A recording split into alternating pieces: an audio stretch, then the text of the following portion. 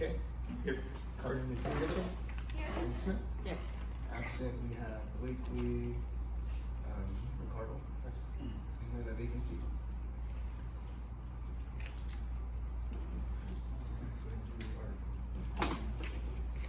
We'll go ahead and stand for our flag salute.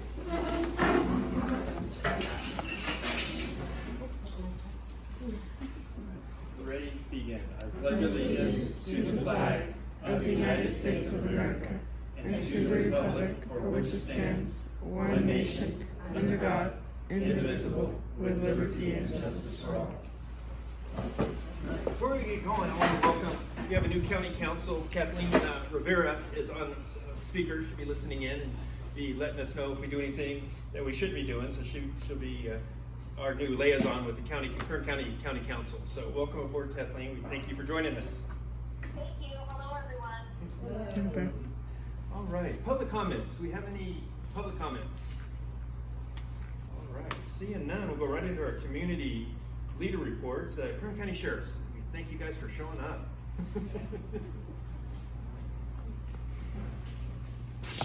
Hello, everyone. I'm Deputy Hodges with the Sheriff's Office. So what I have here today is our stats for the month of June. We had a grand total of approximately 450 calls for service in the Roseman area. We had 18 of those being battery investigations. That's amongst just people who may know each other, spousal.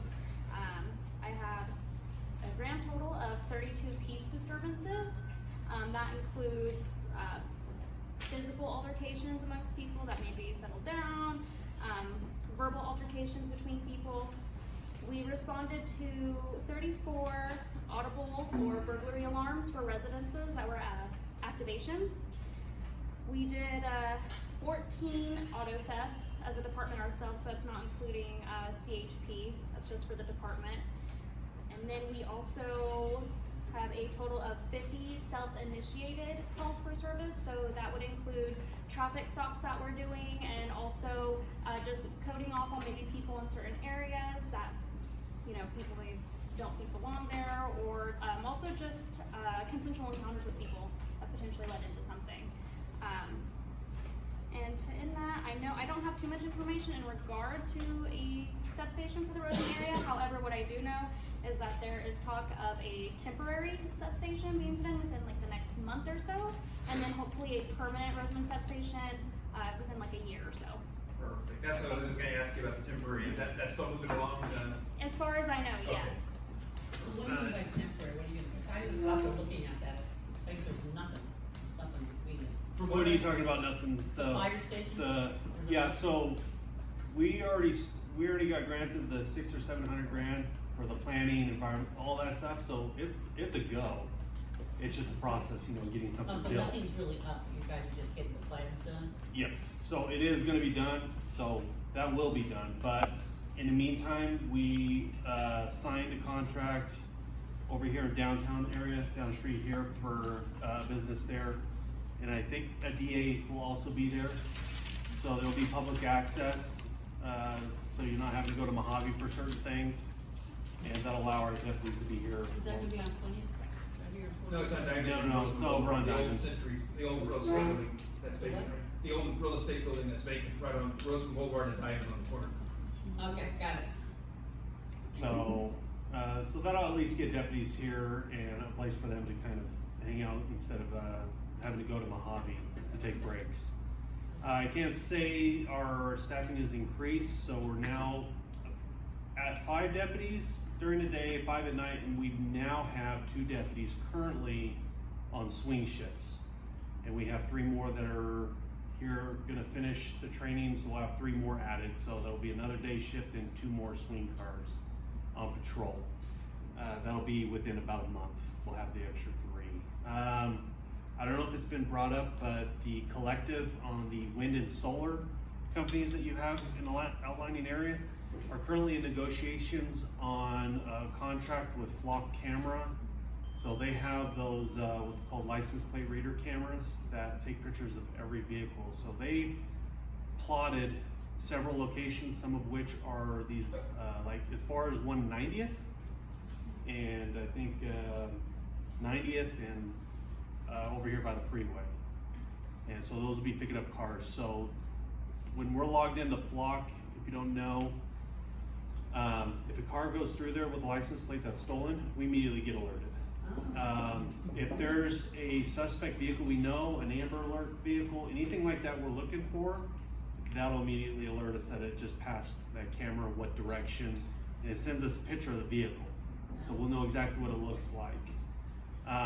The county itself is in the planning phase of purchasing about 10 cameras, and I think 2, maybe 3 of those are gonna be for the Roseman area as well. I mean, It works. 2, maybe 3. Can you repeat that really quick? I'm sorry. Which part? The last part. Sorry. So in addition to the privately purchased cameras that the energy companies are wanting to put up, because they're getting hit really hard with theft, so one of their things that they've come up with is to invest in these camera systems. Okay. So there's cameras for their property, but they're also gonna invest in these LPR cameras that are elevated cameras that look and record every vehicle's license plate. Okay. And when we're logged into that system, like I said, any vehicle that's entered stolen, or an Amber Alert type vehicle, or a vehicle that's related to a crime, is going to be documented in there. It's going to alert us. So that staffing, that's camera, that's pretty much the only kind of new developments right now that's going on. And then I heard some good news, I'm hoping it's true, is that the Sheriff Academy for office is filled and, or they got it pretty much full? I know they have a healthy number. Yeah. I don't know what they classify as full, but it is a bigger number than what we were running great news. a little while ago. So I would throw we have an this back academy to that's you. graduating Yeah. in about 3 weeks, and then they go through some detentions training, and so they'll be adding to our numbers. So yeah, we are improving on staffing and catching up with all of our vacancies. That's awesome. All right, hey, thank you guys. Oh, I have some questions. Yeah. We've had a lot of people asking about the encampment behind AMPM. What? I guess there's like a homeless encampment behind AMPM that's scattering over into the park area. Do you know Okay. anything? Have you had any calls about that? I was not personally told about it, no. So I know we have an assigned senior deputy detective for Roseman, so it might be something he's working on. And he would have been here tonight, but I think he's in small training or something right now. So Okay, I've had a lot of people asking me about it because we only have pretty much the one park. About 2 months ago, when Little League was out there was a kid that was attacked by a dog that came from that encampment, and unfortunately couldn't get anything done because, they have no place for their animals or whatever. We've had a couple of people like lose stuff from there, and now that the park is kind of vacant because Little League is over, now they're kind of going from there a lot to the park. So, and with the construction there, I guess we're having a lot of problems with that going on too. So I know that there's like at least 10 to 15 people there. I don't know what you guys can do. I know I've put a call in now just this week, so I haven't heard anything back with like the Department of, what is that place called? Public Works Code, and them to see what they can do to help us with it. But there's like a good 10 to 15 people over there. And they're not local people either. These are not people, because in Roseman, most of one the of people the we things that know are. we have to rely on is cooperation from landowners. If we don't have that, we're not going to have very effective tools in order to have them removed from certain locations if that property's owned. but if it's the park, can we call you, because there's. It's not really the park though, it's that piece of land right behind AMPM and Southern California Edison there. Oh, okay, well, they have actually moved those people twice now, so Yeah. they're not there anymore. However, they moved over to the park. That's where they're, okay, so they're at the park now, okay. Cause I wasn't sure, cause I haven't been able to go there this week and see where they've been going. And then also another thing I've had a lot of questions about, and I don't know if you wanna talk about this later, is a lot of the snatch and grabs from the Albertsons and the local stores where people are going in and taking like carts and stuff and stealing like entire carts and stuff of food. Have you had a lot of calls about that here in town? Not a whole lot, and I don't know if they're just keeping that internally for themselves. Well, we had one today, and it was posted on one of the websites here in Roseman. And the person that reported it got attacked by the community instead of the community sticking together and like I can't say maybe some of that could change if there's a revision later this year when you guys go to vote on Prop 47. Okay, so if we have information on who took the stuff, can we give that to you guys? Yes. Okay, thank you. Absolutely. So Prop 47 is gonna address that. Yes. Also, I've noticed too, Albertsons has their liquor by one of the doors. And I have seen. No, it wasn't just liquor, Miss Francis, it was like a whole cart full of groceries. They're just walking out with liquor. Well, I mean, Distilling Beer has been an old factory for No, I'm years. talking that. This past Friday, we had one graduate. It was 102 officers that graduated. So that's looking good for us. For area specific, I know we're getting one new officer this coming Monday from this graduating class. Fortunately, he's a Bakersfield resident, so hopefully he'll stick around for some time. But he'll begin with field training, and he'll be assigned to our Mojave office. So that's good. And then with that too, we have a former CHP Explorer who's getting ready to start the academy. So that's also great news. That's a Tehachapi resident, and he's starting the academy, and hopefully will graduate and make his way back to East Kern to represent. So some of the stats I have are from our Independence Weekend Maximum Enforcement Period. And I pulled the statewide stats because I wanted to share that with all of you. So statewide, as a department, we made just over 1,300 DUI arrests, which was an increase from last year. Just over 17,000 speeding tickets. That continues to be a problem, obviously. Under 1,000 seatbelt citations were issued, and just under 2,000 distracted driving. So those are the main factors: speed, not wearing a seatbelt, and distracted driving, and of course DUI. But overall, good news is that we actually statewide had 13 less fatal traffic collisions than the previous year. So that's good news. That's 13 families that weren't affected by that, never received a call, and that's what we strive for, lessening those numbers. Other than that, currently we're working on our senior volunteer program. We're taking applications, so if you know somebody that would be interested, For what? senior volunteer program, more than welcome to call our office, and we'll be having going through applications and having interviews here soon and doing backgrounds on that. So pass that information on. We also have, I was just talking to one of the residents, our Mojave CHP Tips email account that was established, and that's if you have any traffic complaint, anything that's not an emergency, and you want to share it with us, you want to send a photo of a traffic complaint, feel free to use that. We monitor that account and assign it as we get the information. So again, if you see something, say something, pass it on. Otherwise, we might not know about the problem. But if it's an emergency, obviously call 911. So that's all I have. Thank you guys. I was Go. curious about the distracted drivers citation. You know, a lot of us will see somebody, I don't know, eating a hamburger, or obviously on the phone or something like that. But do you have to have an officer personally see someone distracted driving? For us to do issue that? a citation, yes. Okay. Yeah. Otherwise, technically, it would be a citizen's arrest, and for something like that, you wouldn't. But obviously you said over 1,000, so Yeah, just under 2,000 statewide. Yeah, it's a lot. great. And unfortunately, a lot of the collisions that do occur, it's distracted driving. You can't prove it. I mean, unless you see it or we do a download on the phone. With the new technology, the self-driving, have you guys been issuing many tickets for the self-driving sleeping or doing other things while the car's driving? Yeah, I mean, not locally. I haven't seen that too much, but it wouldn't surprise me. It's out there. Yeah. Anybody else? No. Thank you. All right, thank you, Appreciate Commander. it. All right, Carlo. What do you know the person owning the Tesla would ask that question? It scares me. I wonder what it scares me. Good afternoon, or should I say good evening. Carlo Basile, Field Representative for Assemblyman Tom Lackey.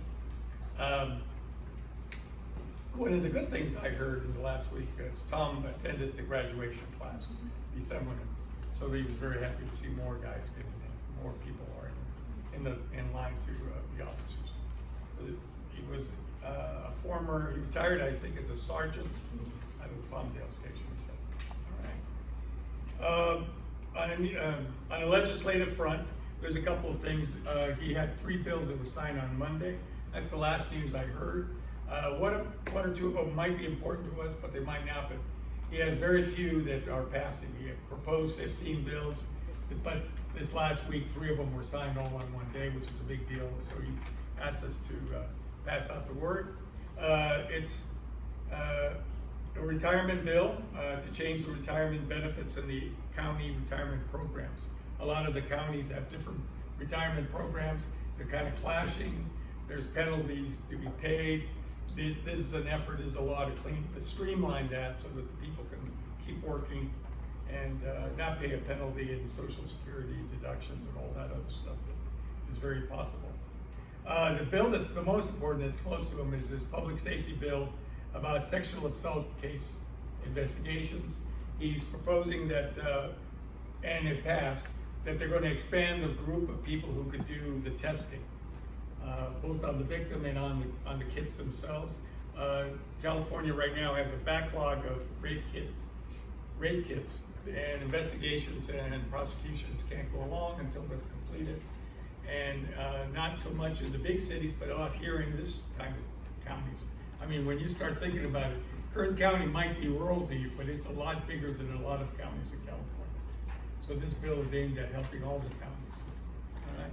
And then there was an elections bill that was to clean up the way the county elector officials do their petitions, so they can have one uniform form that's used throughout the state, and then each individual, they get turned into the county officials. It seemed that it was a problem because one county would do it one way, have collection of signatures, so many.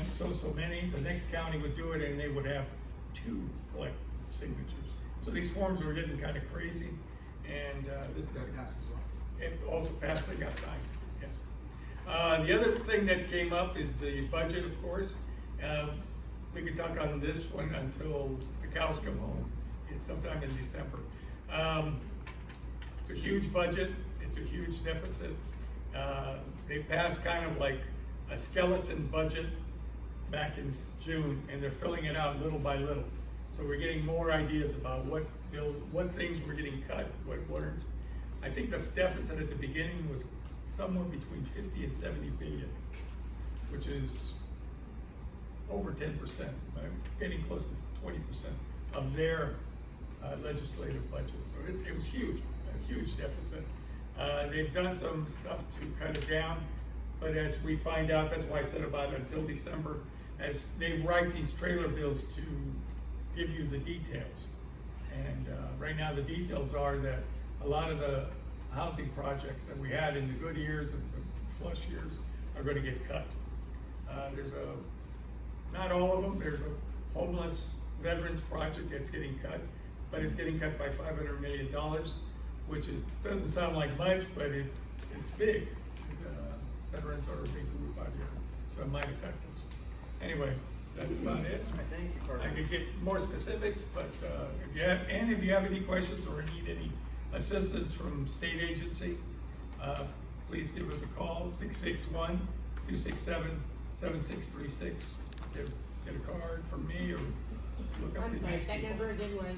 661-267-7636. I needed that last second. You say it every time, I didn't write it down. I know, I rattled it off. Yeah. Thank you very much. See you next month. Jack, the chamber. Like, I didn't write that down this time. I always see my face up here from here today. You want to do our monthly report? Good day. Dave. Pastor Dave. Spotlight. Pastor Dave Hernandez. In regards to the chamber, we are trying to get the community to come together. So we're trying different events, and we're being a little bit good, becoming good at it. And there are challenges. So let's. The report that I want to bring to you is that the community is finally coming out of the woodwork, and they're starting to get involved with chamber and with other businesses that are there. Our focus this year is really just to reach out to the people, let them know that we have a community that wants to do something instead of not doing anything at all. So we're trying our best to do that and reach out to the community we appreciate the officers that have been Yes, coming we do. through the doors, and I know it's not easy for you when you come at us. And so thank you so much. And there's so many other entities that are here that are really becoming a part of the community, and we would love for you to get involved with the Chamber of Commerce. And I think that's about it. Okay, thank you, President.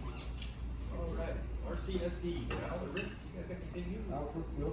No, you go ahead, Rick. I just wanted, before Mr. Webb gets up, I've been attending some of their meetings, and I've been meeting with Mr. Webb, and they've been doing a great job out there. There's so much going on. We're so lucky to have them taking care of our stuff. Yeah.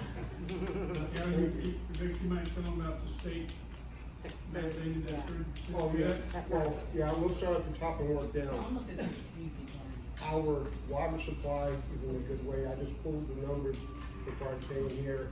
We're holding steady.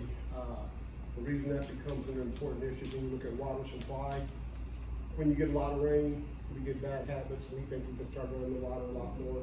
But our water supply is good. But your governor, the Department of Water, State Water Resource people, they're looking for our community to cut our water consumption by 41% in the next 5 to 10 years. Now, what makes it even scarier, they had a resolution by 2020 to cut it by 20%, which we met. 20 plus 40 is 60. We'll do it, but like I said, we're gonna be the guys pushing it down, not the water, not the state us, so we'll work through that. But the good thing I wanna tell us here, Roseman, the community's done well, our supplies are good. Now, this is very preliminary, but 2 weeks ago now, one of the bigger home builders came to the district about wanting to build some houses out here. So this community is still a place for people to look at.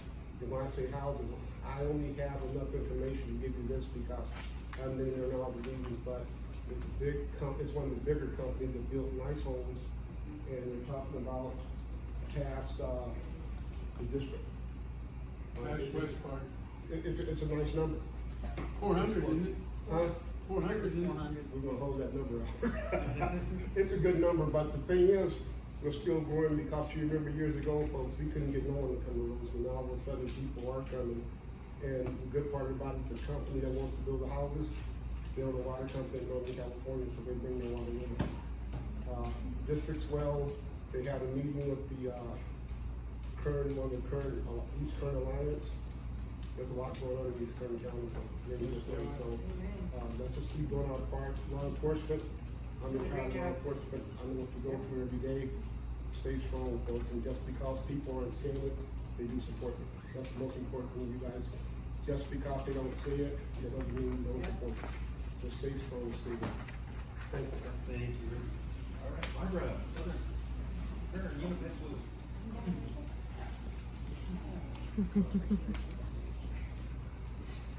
All right, good evening. One thing I love about Rmac evenings is I have ice cream for dinner, and I love that. So much going on in the school district right now. I truly don't even know where to start. I talk endlessly about the construction projects, but it seems like when we're about to wrap up one, we will be ribbon cutting next Friday, July 26th. Please join us if you'd like to at Tropico Middle School at 9 a.m. The board chose that time so we can get everybody hopefully in and out before it gets too dreadfully hot. 28 new classrooms, 7 new buildings, a new track, landscaping. It's beautiful. I think you'll be pleasantly surprised when you see this new addition to Tropico. And as we wrap that one up, we are also painting the old side of campus, and it looks really good. It'll match the color scheme will match the new side of the campus. We are also doing some landscaping out there. The landscaping at the old part of Tropico will not be done probably before August 14th, when is our first day of school with students. I believe Mr. Lackey's going to be there next Friday to speak as well. And as we wrap this project up, we're getting ready to start 2 additional projects. One will be on the high school campus. We currently are working on the new cafeteria, which we hope to have done December, early January. But we're also getting ready to start. We're the old locker room. How many of you went to Roseman High? Oh, I didn't know. Okay, that old locker room in the gym, girls and the boys side. The girls side, I have to say, is not as bad as the boys, but it's borderline dangerous. The lockers in there are metal, and so we're gutting that whole locker room, and we're going to build a new locker room with showers and lockers. And the old locker room, the boys' side will be converted to a new weight room. Everything will be gutted in there. And the girls' side will be converted to a dance studio. So kids can study dance, and also after school ballroom dancing. Ballroom dancing is very big among our schools up here. So we will be doing, this is a $4 million project. The money is there waiting. We just need to, the architects are now working on the design of these, converting the old locker room and then building the new locker room and showers, etc., which will be close to the new cafeteria that's going in. So that's that. And then we're also getting ready to start, hopefully in the next couple of months, 5 new buildings at West Park Elementary. That school is growing leaps and bounds, over 1,000 some students. So we will be adding 10 new classrooms at West Park. And then at the old RES here across the street, we will be modernizing 2 buildings, Building A and Building J.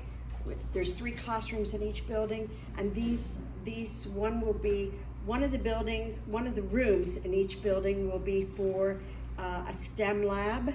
It's a Paxton Patterson STEM lab for the kids after school, and there will be like 12 labs in there that the kids can, building engines, doing all of this solar, doing all of these things. And then one of the rooms will probably be used for music, because we do have music programs at both of our elementaries. And then the 3rd room will be for robotics after school. These are all being converted for after school classrooms to encourage the kids to stay longer at school and to enjoy some of the work, some of their activities after school. And our numbers right now they're growing, but we still have about a month until school actually opens. And unfortunately, if you've ever enrolled students in school, people sometimes have a tendency to wait till that last minute. So I'm very interested to see if we will surpass 3,700 students, which was about where we ended in June. So yeah, I'm sure there's a lot more I could tell you. We're still hiring. If you're looking for a job, give us a consideration. We always have openings in Southern Kern. Well, we are. The board voted Tuesday night we will be on the election. We will be going out for a $60 million bond in November, and that's about all I can say about that. There are many things that need to be done in Southern Kern, and I stand up here every month and I tell you about some of the great things that we are doing, and it is wonderful that we've been blessed to have that money. But I can tell you there is so many more things. Like, I predict that the day is going to come very soon that a 3rd elementary school is going to be needed in Roseman. We recently bought 20 acres on Palmdale Boulevard. It's west of Roseman Boulevard. Did I say Palmdale Boulevard? That's a little bit too far. Too far, yes, it is. It's not on Palmdale Boulevard. We would not want it on Palmdale Boulevard. Okay, it's on Roseman Boulevard, and we got it's pretty good price for 20 acres. It's west of the high school, on the same side of the high school. It's down a little bit further. There's like a little old dilapidated building on the 20 acres So I think it's before Tropica, but west of the high school. And so that, narrowed it down. pardon? Narrowed it down. You narrowed it down? Okay, thank you. I think she's glad trying to keep it like, you know, instead of Yeah, driving around. thank the you. footprint. And so that's one of the, whether it'll be done in my superintendency or not, I don't know, but future down the road, that's a purchase that I believe the district is definitely going to need probably sooner than they think. So, and there's what do we call those, the cooling system, HVAC units, we need new roofs, we need, the high school is in dire need of so many things. So even 60 million sounds like a lot of money, but I can tell you just like the Tropico project was a $20 million project for 28 new classrooms and a track. So we have to always pay prevailing wage. So, and every week the cost of construction and cement and lumber and all that is going up. So there are several things though that the district would like to improve should that bond pass in November. So any questions for me? No? All right, Thank you. Barbara. All right, Antelope Valley Citizens for Responsible Water. Hi, I'm Randy Scott. Sorry, I missed the last couple of meetings.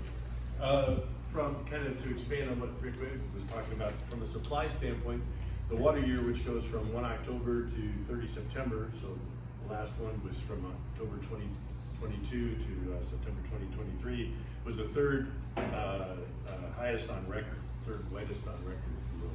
Just out of curiosity, if you're interested, the wettest was 1968 to 69, and the second wettest was 1982 to 83. So quite a bit of rain, as you all probably well remember during that time frame. Almost twice as much as the overall average that's from 91 to 2020. The result being that the reservoirs are basically all full from compared to their historical average. I think the average is about 110% of historical average throughout the state. There's only a few that are slightly less than that. So from a water supply standpoint, we're doing pretty well. From a snow standpoint, which is another form of reservoir, if you think about it that way, right now, as of, they normally measure that in April, when it was measured April 1st, it was 110% of the historical average. Depending upon how the snow melts and other factors, that should add to our water supply pretty well also. And the reservoirs levels, as I mentioned, are 116% of the overall averages. The amount of water has, the precipitation, everything has allowed the State Water Project, the Department of Water Resources to allocate 40% of the normal allocation. There's a normally a pretty large number that each of the State Water Project agencies, such as AVEC, Palmdale and Little Rock, are allocated, and 40% is a pretty good number. Really is not going to put anybody at any shortage as far as that's the water that comes out of the aqueduct. And of course that on any water agencies in addition to what they get out of the ground. For the local area, basically the Antelope Valley, Fremont Valley is considered to be one location as far as a hydro watershed. To date, the water year, we're at 119% of the average. So the water, again, the water year starting last October has done this pretty well. Let's see if there's anything I mentioned about the 40%. That's basically about it. So the supply is good. They are talking about, the state is talking about kind of what Rick was talking about.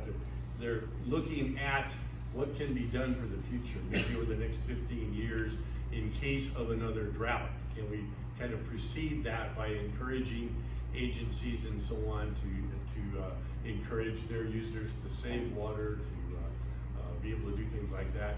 They have been able to, over the last year, because of the amount of precipitation, store a lot more water. AVEC and many of the others have been able to do water storage more than in the past, but we're still considerably behind what the overall storage capacity is in all the aquifers. But the state is looking at what can be done to encourage people to save, so we won't be as far, if you want to call it, behind, or it's not as extraordinary measures if we come up with another drought. Any questions? I do have a question. I was up in Clear Lake, not too long ago. last year was just pretty much dry, barren. So I went there this year and it looked like about 40 miles of bio farms flooded with water. Is that affecting our water?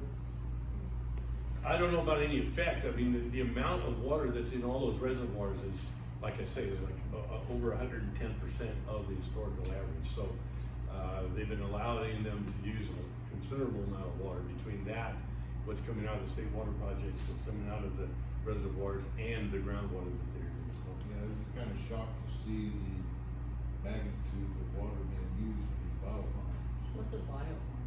It's for biofuel, ethanol. Oh. That's, Lancaster does it too, they have a couple of biofarms. Yeah, I don't know about those specifically, but it doesn't really surprise me given that the amount of water we've got now. You know, whether that will be able to continue. Yes, yeah, there's a considerable amount of water banking going on that's gone on throughout the state because of the amount of water that we've had. There's still estimates that we're at around 40% of what the total desired capacity could be at some point in time. But yes, a lot of water banking went on during the last water year. Some has even gone on since then too. Yeah, which is a good thing because there's another reservoir, if you will, for the future. So is it possible just because of the excess water that allowed the biofarms maybe? That's my guess, yeah. I don't know specifically about the biofarms, but because we've got pretty good abundance right now, that's probably why they're allowing them to do that. Thank you, Randy. All right. Fallon, your vice chair, will be our guest speaker today. No, I'm not. I'm taking that hat off. Going up as Southern California School District Grant Coordinator. All right. Hi. So, hello everybody. I'm sorry to those of you that were at the chamber that have to hear me speak again, because I tend to ramble. I already told Joel to cut me off. Because I'm really excited about all of the things that we have going on in the school district. So I'm the grant coordinator for Southern Kern Unified School District, our only school district in town. I work directly for Mrs. Gaines. And to give you a little bit of background, I am not only a school district employee, I'm a resident, I'm an alumni, I graduated from the high school here. I'm a parent, so my kids are in the school here too. They're in West Park, that's busting as it seems. So I can tell you from the staff side of it and the parent side of it, like we are really full. And I used to call us a small district, and then I got corrected real quick working on this community school stuff and meeting up with other districts that are like, well, we have 200 students in our district. I'm like, oh, okay, we're not that small. And we do have a lot of great things to offer, and we're bringing on more every day. So for those of you that don't know, we have a parent and community center that we opened last year. At first, I was the one overseeing it, and it was a little bit too much of a juggle to be finding the resources and bringing them in, and also being at the school sites, and then being at the parent center. It wasn't open enough, so we did hire someone full-time. So our parent community center is now open from 9:30 to 5 every day. We're there to assist the parents and the families and the community in general, because again, one school district. And I was talking to somebody about this the other day. I'm like, if you live in Roseman, it is very rare that you don't have a tie to the school in some way. So either you've got your kids there, you went there, you have grandkids there, nieces, nephews, you work there, something. So most of us are tied to the school district, and the whole point of community schools is to bring in people to the school to be the hub of the community. So not necessarily that we're gonna offer everything out of the district, we do offer a lot, but we will have the information and resources for you. So rather than going somewhere and looking for, okay, I'm not sure, where to get my child a dental exam, and I'm looking to take a class, and we'll have all that information for you, whether it's something we offer in-house or something that we can outsource and give you information on somebody that we're partnering with, for example. So if I have parents come in and they say, I know you guys have events and things, but what about on the weekends, and what about, in the evenings, we still want to do something with the family? Well, guess what? The chamber has this great event going on, or you know what I mean? So it's about coming together as a community, like Pastor Dave said. We've been singing for a while. It's wonderful. I have cards here for you guys. The school district card has my school district email and phone number and extension on there, as well as our parent community center. And the Rmac one has my cell phone number. Yes, it has my cell phone number. I've had the same one for 20 years. And if you know Roseman, once somebody has your number, everybody has your number. So if you need to get a hold of me, and because I like to punish myself, everything is linked to my cell phone. I'll be honest, I started working on work-life balance, so if I get an email late at night, I tend not to respond if it's not an emergency, but if it is an emergency, I have responded, and thanks to things like, for example, the Red Cross, I have, you know, people reaching out to me like, hey, we have a student, their house just burned down. And so I have the information to pass along, so at least in the meantime, they can get some sort of support or services. So if it is an emergency and it's something that you send me, I will respond. But if it's just, hey, what time is the backpack giveaway? Okay, I'm gonna respond to you tomorrow. But so we have some events coming up. I want to talk a little bit about that. Our Parent Community Center is ramping up this year.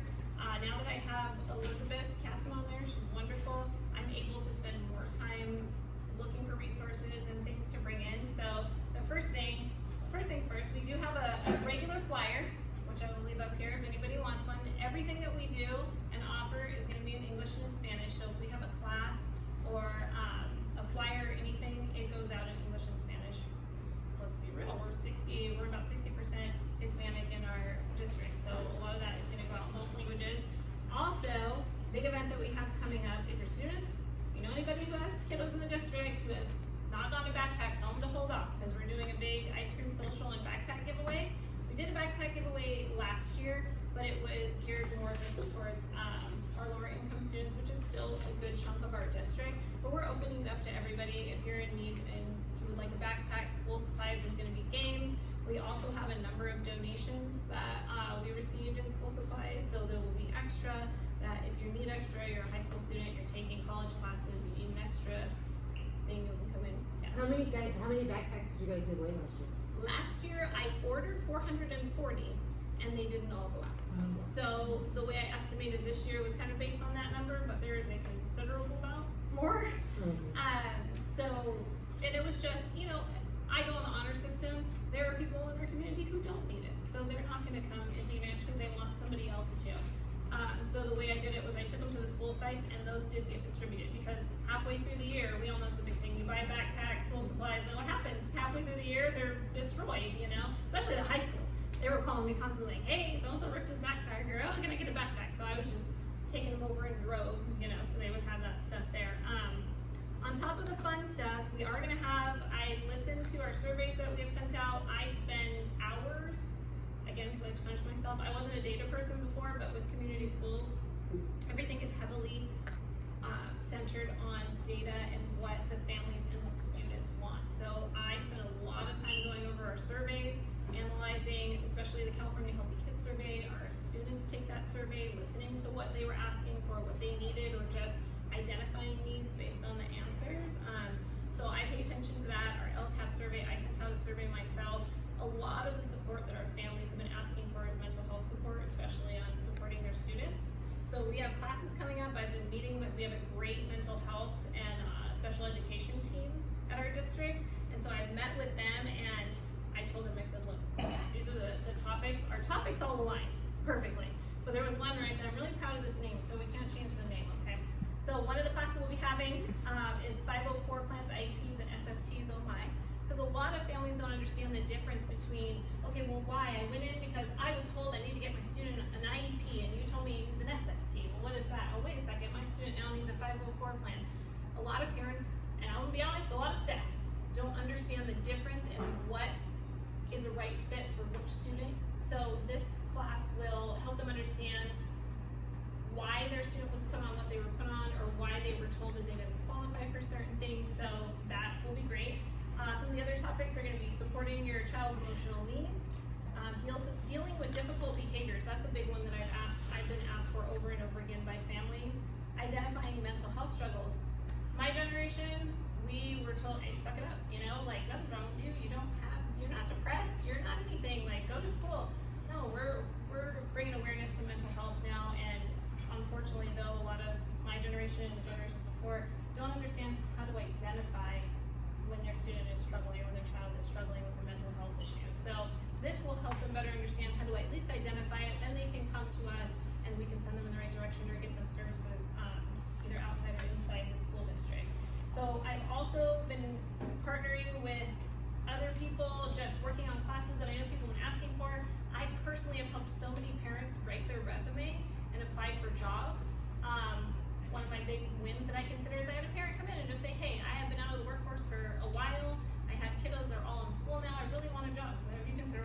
school districts, like Mrs. Gaines just said. She's like, oh, I wouldn't qualify. I'm like, yes, you know, you do. We have tests. So for example, if you want to go in and be a paraeducator, there's a test you can take, and if you pass the test, then you're qualified, and then you go through the interview process. So I coached her all the way through, and she got hired at the district to be a special ed para. So it's fantastic if you just come in and ask questions. I also have helped parents enroll in college classes or sign up because they also don't know where to start. Like if you're out of school for however long and you never had any guidance on how to even sign up for college.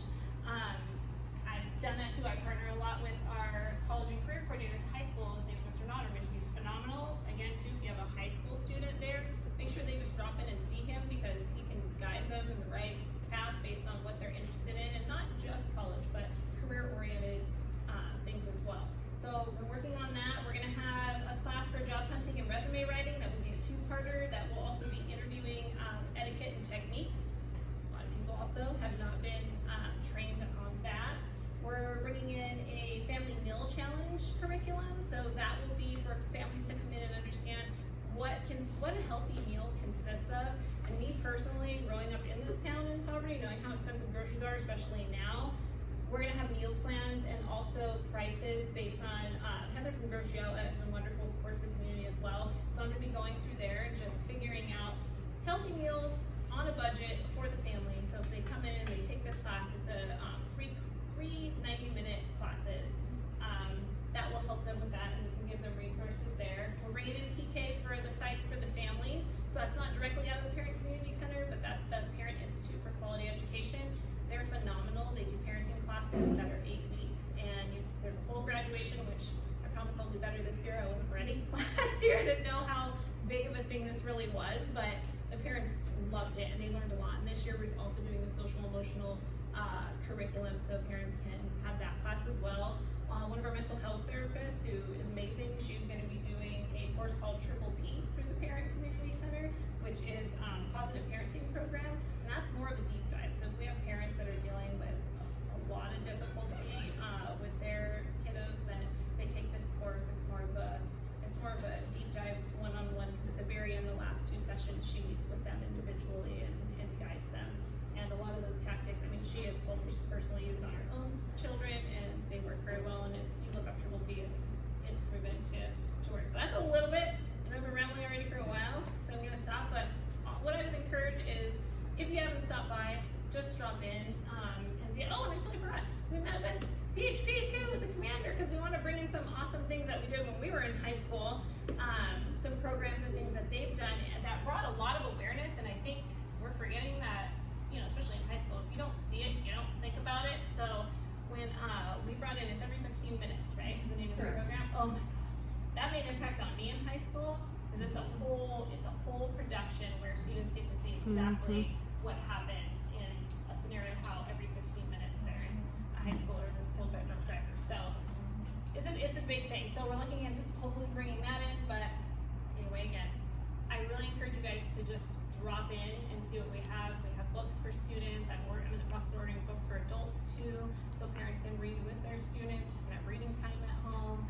We have a coffee bar and snacks, because who doesn't like a snack? And yeah, there's a lot of really great things there. So spread the word. I have the flyers if you want to take flyers. Also, my cards are there. Again, even if it's somebody that just has a simple question, myself or Elizabeth at the Parent Center, we're here to help. Thanks, Fallon. No, I'll just pass it. Yeah, I just wanted to piggyback on something she said. That first of all, I'm so happy that you talked about the college and career classes. This past year, we had 185 students at Roseman High also enrolled in taking college classes. That is a huge number. And I think we can honor the and be a guest speaker one day too. It'd be wonderful for them to talk. Were there any questions I didn't ask? Any questions? No questions. Great job, Terry.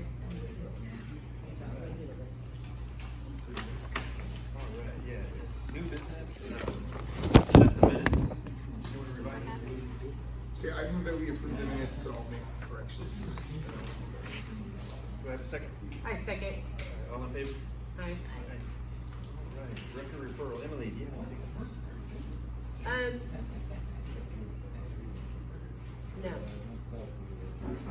This time.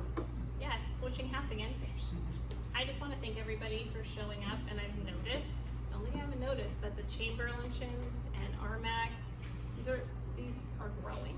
These meetings are growing, and I see a lot more of the community stepping up and coming out and talking to each other, and something that Jack said multiple times about the chamber luncheon, and he's right, and it's not that we don't appreciate the wisdom and the time that everybody has put into building the chamber and the school district and all these other entities, but it's nice to have a fresh look at things, from a different generation, because things have changed. I mean, even for me, looking at my daughter who's going off to, Cal State San Bernardino next month, and I'm like, that generation, totally different. So we do need fresh eyes, and we need the extra support and the extra hands. So I really appreciate everybody that's been showing up. In the corporate world, it's been cycles every 4 years. And the reason they do that is to bring in a fresh look at everything, because everything is stale. So that's kind of part of my discussion today is don't want to forget that. You always got to bring in a fresh look every 4 years, otherwise it just kind of gets stale. And then once it gets stale like that, you give somebody who's been around for 15 years and they're in a big world, they're up the ladder, can't change nothing. So I should get that fresh start every 4 years. It's going to become stale. Then you get behind the time from business and so forth. Sorry. Go ahead. So 2 things. I got an email from Caltrans. They want to let us know that next week the full freeway is closed on the southbound and northbound from northbound is closed from K to N, or N to K I should say, and then southbound is from K to Technology, and then they still have it through starting March 23rd. Southbound, the crossover will be going in the other direction. So Do not get stuck in that, because I got stuck in it last night coming back from Santa Clarita, and we were dead stopped from like S to just past Palmetto Boulevard. I finally got up, but it took a good extra 30 minutes just in that little section. It was awful. I wanted to also take an opportunity. Me and Joel have been working on the county as far as expanding the pool services. With that said, anyone who's follows me on social media over the last couple of weeks, I unfortunately shared a really horrible story from a family from Tehachapi. Their daughters, who I know, her youngest daughter fell into the pool, and unfortunately she passed away. It is the #1 reason that kids under the age of 5 pass away, and it is of course preventable. So I will be asking the county if they can in some way, shape, or form provide some kind of swimming lessons. These kinds of things are horrible. She called me today and she said, how do I tell my oldest daughter her little sister's not coming home? So there is a GoFundMe on my social media. If anyone's interested in helping them, they could really use the help. Just want to take a second to share that. Talking about that, the budget year is coming up. The board is going to be holding budget meetings. The 29th, it's a PM meeting, 6 p.m. meeting, and then I believe the next morning. I'm going to be going up there if anybody wants to carpool. If you've watched the meetings in the past, there's other communities that are very organized. They just, one resident after another gets up and speaks. And I would love to see Eastern County represented so we can get a piece of that pie. They made mention that 150 people are using our pool a day, that it's open. So that's going to open the door for me to have conversations with Parks and Recs that if that many people are using it, we need to expand the hours, we need to expand the days that we're open, get more activities. Up here, we're going to have a skate park coming up. We need more monies for our parks. Like I said, the homeless are taking over the parks right now. We got to take our parks back. The community events that we've been having have been great. Everybody's getting along. Everybody's working together to provide movie nights, these pop-ups, a lot of events. I do hear a lot of complaints on social media. Everybody wants to put our little town down, but nobody wants to do anything. And it's got to the point you just got to put them in their place. And, either put up or shut up. So it's a great little town. I want to shout out to Fran. Fran is awesome.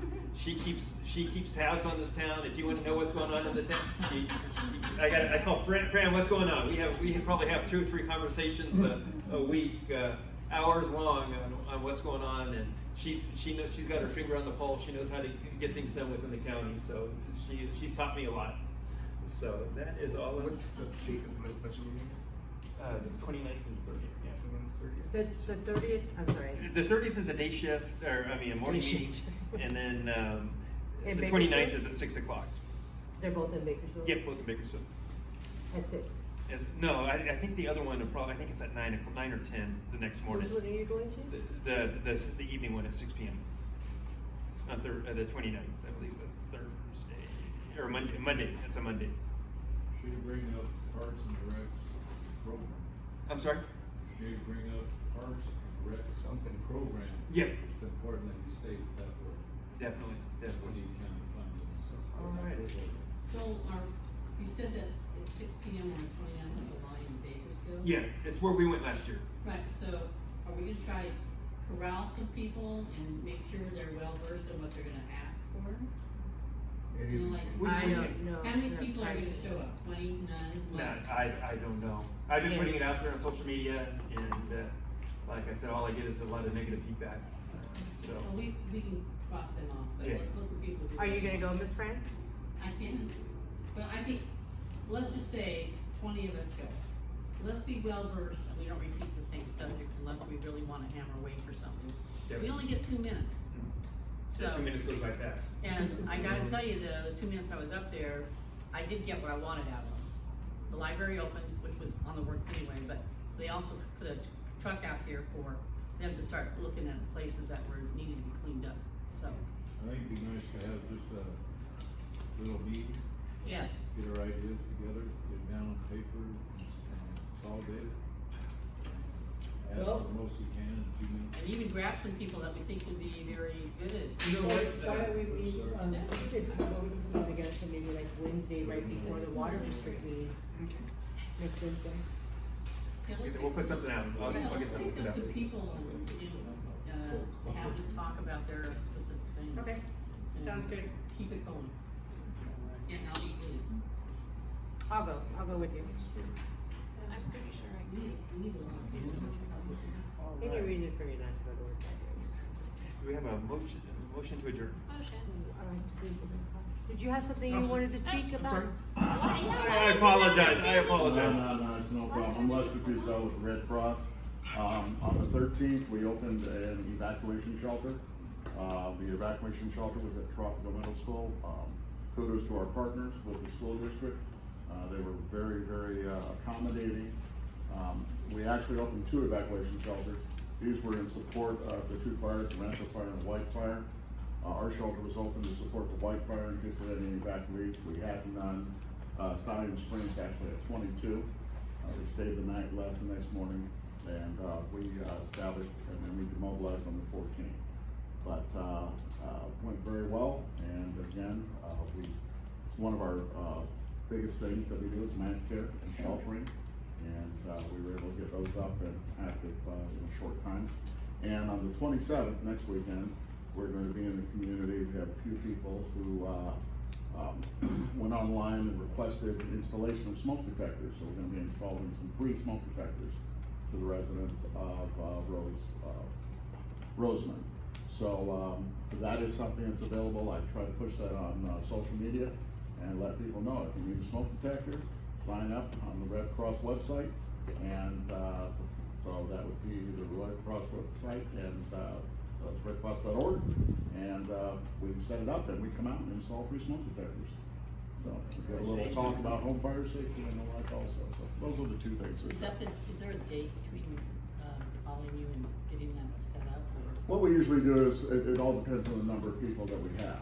We usually try to do a campaign where we have quite a few people, because logistically it just takes a while to get those. Usually we like to do 2 teams of 3 or 4 people that go out and do this. So singularly it makes it a little difficult. So these were people who had applied for quite some time. We caught up with a few and doing this. So I don't know when our next campaign will happen. What I'd like to do is a larger campaign that we call Sound the Alarm, where we canvass the neighborhood, put out flyers, then have people contact, and then we bring our crews out and we go through the neighborhoods. But that's something that I have to work on in planning. trying to get done, but that's a very successful campaign. We've actually done it towards Bakersfield, Arvin, and other communities there. But I'd like to get those done out here on Eastern too. So, that's in the works. Thank you. All right, do we have a motion to adjourn? Do I have a second? Me. All in favor? Aye. Thank you.